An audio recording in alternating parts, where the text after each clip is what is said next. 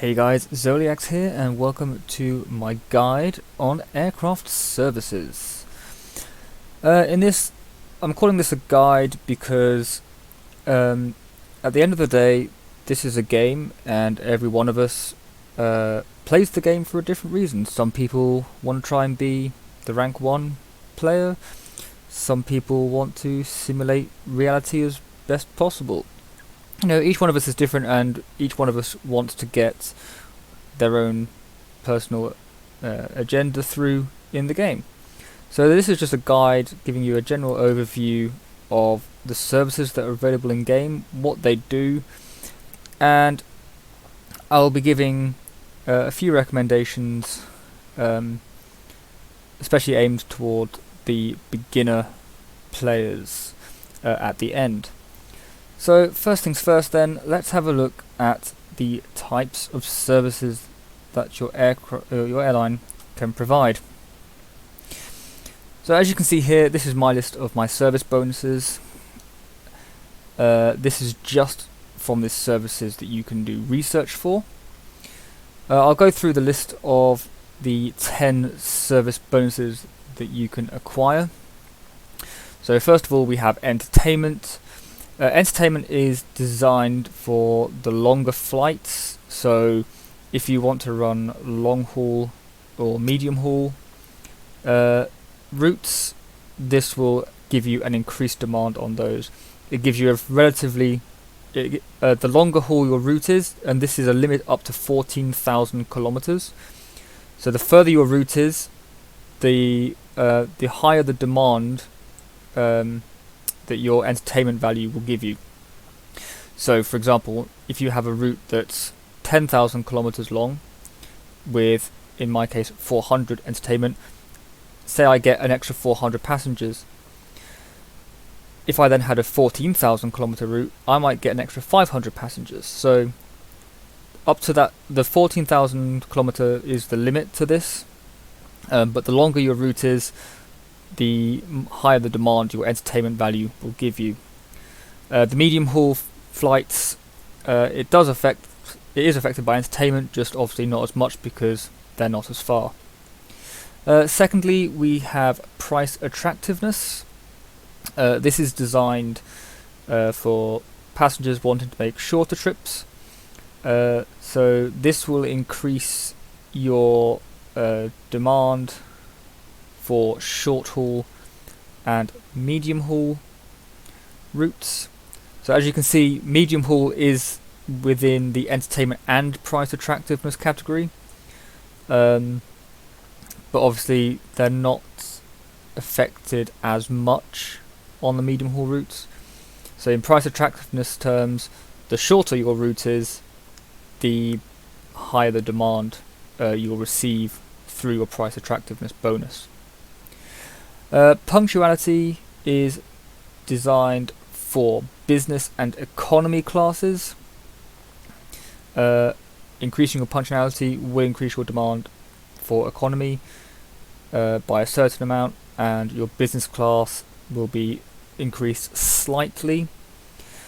Following that is safety, and this is designed for increasing your first class demand, and it will also increase your business class demand slightly. So as with the route lengths that we went through with entertainment and price attractiveness, for punctuality and safety you will increase your business class by increasing both of them, but at half the rate because it's affected by both.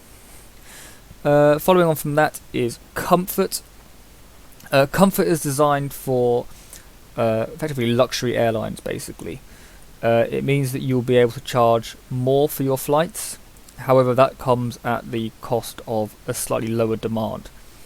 So if you're going for a more realistic airline where you probably won't meet the demand of the route that you're running, you could go for a luxury airline, which means you can charge more, and hopefully then the demand won't decrease so much so that you go into the negative demand. After that comes ancillary revenue, if I can pronounce that properly. Ancillary revenue is designed for the low cost airline. This means you will probably charge less for your tickets, however you will have a higher demand, and it also gives you an extra income with onboard sales and subsidies and stuff. The other thing to note on the ancillary revenue is the aircraft that you choose to fly also affects your ancillary revenue, in the fact that classic aircraft usually bring in more revenue from the ancillary revenues. So if you are running classic aircraft, you will receive more money through the ancillary revenue per service. Costs, effectively you reduce your overall running costs, so your expenses for each flight. There are services that you can research that will increase your costs. So effectively it's a bit of a balance. You can decrease your costs, but you might decrease your demand. But if you increase your costs, you'll be spending out more money, but you'll end up being more attractive to passengers. Passenger demand on there is self-explanatory. That is usually affected by your cargo. So if you're running a cargo airline, you have options in your research, and as a result of some of those, it decreases your passenger demand. Cargo, so for cargo delivery speed, the cargo delivery it basically allows you to charge more for your goods. So the price you charge per ton or per ton of cargo will increase, and the offer attractiveness that will increase your cargo demand. If I go through just to the research page, I'll be able to show you for cargo when it loads. So obviously the first 4 parts of your cargo are random aircraft, and then as you can see here, so on the right hand side of the set of 8 for cargo 1, the top row will never affect your passenger demand. However, so if you look at this one, the offer attractiveness for 2 out of 2 is +10, whereas if you go to the other one, offer attractiveness is +60. So you do receive a massive bonus to your cargo by researching this, but it comes at the cost of a -3% passenger demand. And as you go through all of those cargo ones, if you run a cargo only airline, you want the bottom row. Your passenger demand will be next to nothing, but your cargo demand will be absolutely humongous.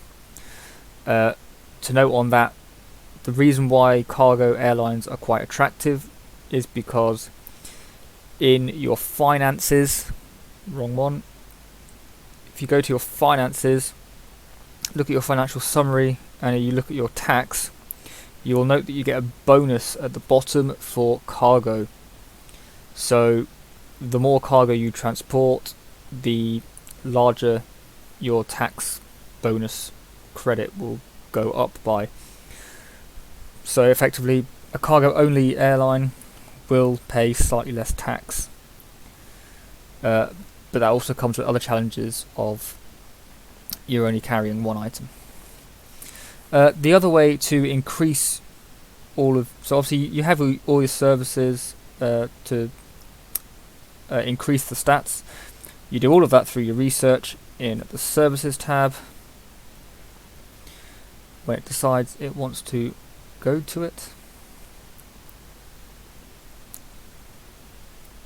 and you can go through all of these, and each service research, it will tell you exactly what it's going to increase. So when you decide what your strategy for your airline is going to be, whether it be, long haul economy flights and low cost, or you could go for short haul first class luxury, for example. At the end of the day, it's your airline. You can choose whichever one of these you like, and then for researching your services, start off with the ones that suit your strategy for what airline type you want.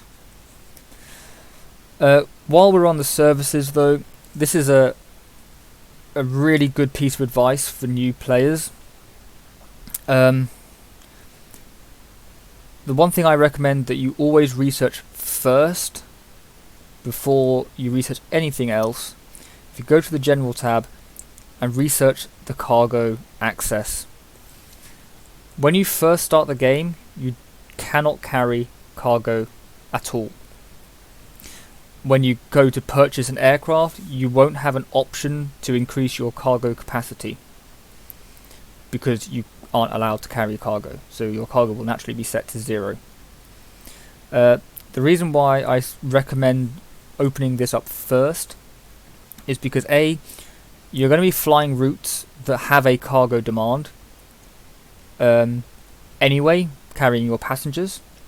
So by unlocking cargo, you are able to carry extra stuff basically for free, because you're already flying your passengers there anyway, and you're going to earn yourself an extra few £1,000s per cargo by flying it. The thing to note on this as well is once you have unlocked cargo, you will need to go in to every aircraft you have purchased prior to unlocking cargo, and you will need to increase the cargo because it will automatically be set at 0. So if I go through an aircraft acquisition to show you roughly what I mean. Again, when it loads, we'll just pick a random aircraft. So as you can see, so say this is your aircraft. Prior to unlocking cargo, that will be what your screen looks like, and the cargo line, you won't be able to adjust it, or it might not even be there. I can't quite remember because it was a long time ago that I was that new player. Now as you can see on the right hand side, your payload is at about 60%. So when you've unlocked cargo, you will need to go through every single aircraft that you have purchased previously and just increase your cargo to the maximum amount to put your payload up to the highest possible value. This is another reason why I recommend to do this early on, because the later you leave this, the more aircraft you're going to have to go through to increase your cargo, to max out the payload by increasing the cargo. So yeah, the other way to increase your services is through your staff. As you can see here, you have agency workers and employees. You pay more for agency workers than you do for, on salary. You pay more for your agency workers than you do employees. So I highly recommend that every so often you just make sure you hit the hiring process and just hire them all. It does cost you to hire them initially as like a single payment. However, in the long run, you'll be saving money on your on salary costs. When you've done that, as you can see, for me, I have increased some of the stats through my training. So when you have an employee, and you can't train agency workers. This is the other advantage of hiring them.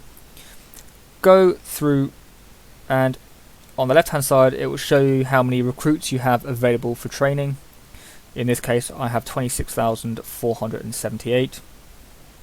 And then if you look across the bottom of the screen, you can see which there are 5 different sections, and each one grants certain services bonuses. So you pick the one that will suit your strategy. As we discussed, for for myself, punctuality is one of the ones I like to look to. So for me, I'm going to go into airport operations because that has punctuality and also has costs, which means I can eventually reduce my costs. So go into that section, and then each section is also then split further into 3.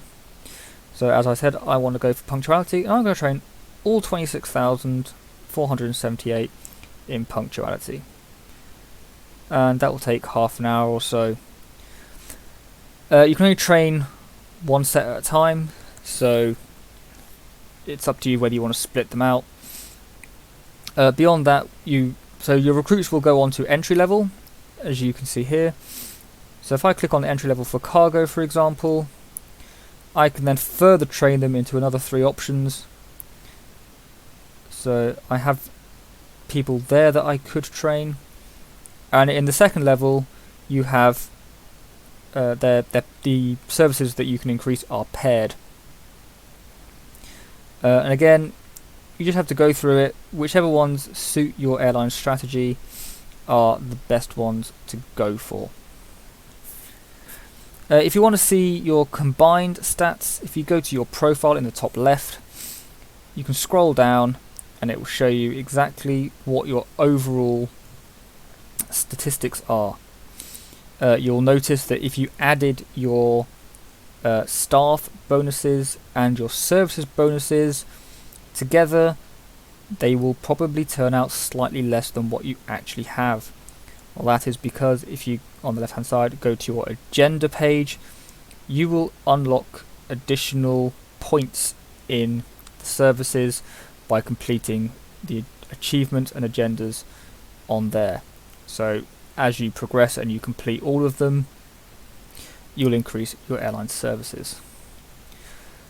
So my recommendations for beginners, as I said not too long ago, cargo, I highly recommend that you unlock that first. That way you have less aircraft to go through and add cargo capacity to, and it also gives you free income. The other thing I recommend, you'll notice that a lot of the time once you have unlocked cargo, you'll be in a massive negative for that. It doesn't really matter if you are in a negative. However, if it does bug you, as it kind of does me to be fair, I recommend you start looking at researching the offer attractiveness. At least do like the first 2 for offer attractiveness, and possibly going in to the second 2, which is these 2 here. That will just increase your demand, and again, if a lot of your routes are in the negative cargo demand, unlocking those is just more free money, because you're already flying the routes regardless of what your cargo capacity is, so you're just increasing your profit margins. The other recommendation I have, this is aimed at everybody, but it's something that most new players won't know about, and that is, make sure you decide what your strategy is and stick with it. If you change your strategy halfway through or much later on in the game, you are going to completely mess up all of your demands, and you will have to go through every single route that you own and reconfigure your airline around that. I have done it myself. I thought it would be a great idea to change my strategy, and all of a sudden pretty much my entire airline was unprofitable. All my demands were in the red, and I know a few other people who have done this as well. So have a good think about what strategy you want to play and stick with it. Otherwise you are in for a world of hurt trying to reorganize everything. But that is the end of my guide to services. If you have any questions, please leave a comment down below and I will do my best to answer them if I can. Other than that, don't forget to hit the like button, subscribe if you want to see more of my content, and I will catch you again next time. See you soon.